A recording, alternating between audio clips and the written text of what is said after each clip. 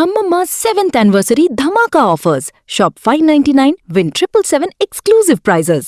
Order now.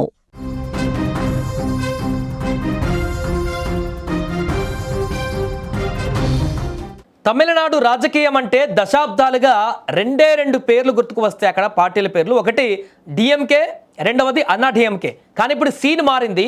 Exit polls ఫలితాలు వెలువడ్డాక అటు చెన్నై నుంచి ఇటు కన్యాకుమారి వరకు పొలిటికల్ హీట్ ఒక్కసారిగా పెరిగిపోయింది. ఇప్పుడు వినిపించే పేరు డిఎంకే, అన్నా డిఎంకే కాదు, టీవీకే. ఊహించని విధంగా గతంలో ఏ స్టార్ పెట్టినా కూడా, కమల్ హాసన్ లాంటి కానీ ఇంకెవరైనా పెట్టినా కూడా విఫలమైనటువంటి పరిస్థితి నుంచి ఇప్పుడు విజయ్ తలపతి పెట్టినటువంటి టీవీకే పార్టీ సంచలనానికి వేదిక అయిపోయింది. సర్వేలు డిఎంకే వైపు మొగ్గు చూపినా ఒక సంచలన సర్వే మాత్రం తమిళనాట కొత్త చరిత్ర లిఖించబోతుందని తేల్చేసింది. అదే దళపతి విజయ్ సునామీ. ఒకవేళ తమిళనాడులో ఏ పార్టీకి స్పష్టమైన మెజారిటీ రాకపోతే, అదే జరిగితే కోటలో కూర్చునేది ఎవరో డిసైడ్ చేసేది విజయ్ మాత్రమేనా, లేక ఆయన నేరుగా పీఠం ఎక్కబోతున్నారా? తమిళ రాజకీయాలలో మునుపెన్నడూ లేనంతగా ఇప్పుడు చర్చ జరుగుతోంది. ఏం జరగబోతుంది ఫలితాల రోజని. సాధారణంగా తమిళనాడులో ఓటర్ నాడి పట్టుకోవడం కష్టం, కానీ ఈసారి ఎగ్జిట్ పోల్స్ విశ్లేషిస్తే ఒక విషయం స్పష్టమవుతుంది.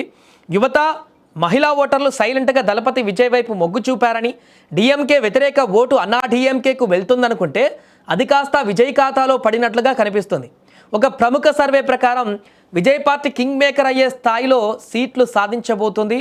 దీంతో అప్పటి వరకు ధీమాగా ఉన్న స్టాలిన్ క్యాంపులో గుబులు మొదలైందనేటువంటి విషయం తెలుస్తుంది.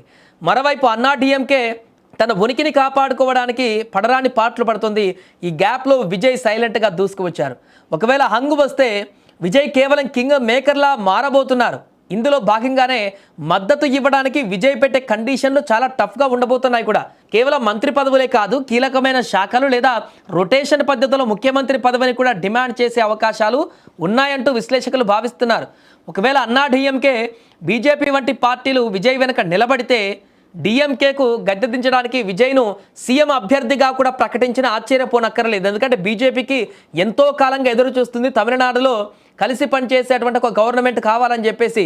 కాబట్టి ఇన్ కేస్ అలాంటి ప్రయత్నం ఏమైనా ఉంటే, అలాంటి అవకాశం ఏమి ఉంటే ఖచ్చితంగా ముఖ్యమంత్రి పదవిని కూడా బీజేపీ పార్టీ కానీ అన్నా డిఎంకే పార్టీ కూడా వదులుకునేలాగా చేసేటువంటి దాంట్లో బీజేపీ చాలా ముఖ్యమైనటువంటి పాత్ర పోషించడంలో ఎలాంటి సందేహం అయితే లేదు. ఖచ్చితంగా విజయ్ని ముఖ్యమంత్రి అభ్యర్థిగా ప్రకటించి హంగు వచ్చి అన్నా డిఎంకేకి కనుక, ఆ కూటమికి కనుక మెజారిటీ సీట్లు వస్తే, విజయ్కి కావలసిన సీట్లుంటే ఖచ్చితంగా విజయ్ని ముఖ్యమంత్రి చేసి మరి కానీ ఎన్డీఏ సర్కార్ను అక్కడ గద్దెనెక్కించడానికి ముందడుగు వేసేటువంటి అవకాశం ఉంది. దీంతో విజయ్కి పెరుగుతున్న గ్రాఫ్ చూసి ఇప్పుడు ప్రధాన పార్టీలు కూడా అప్రమత్తమయ్యాయి.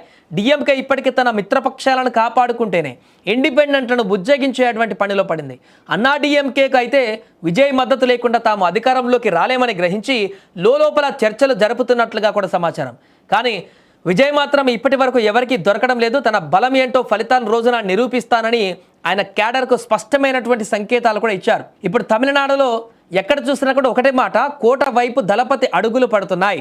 ఎంజీఆర్, జయలలిత తర్వాత సినిమా గ్లామర్తో రాజకీయాలను శాసించేటువంటి సత్తా ఉన్న నేతగా విజయ్ కనిపిస్తున్నారు.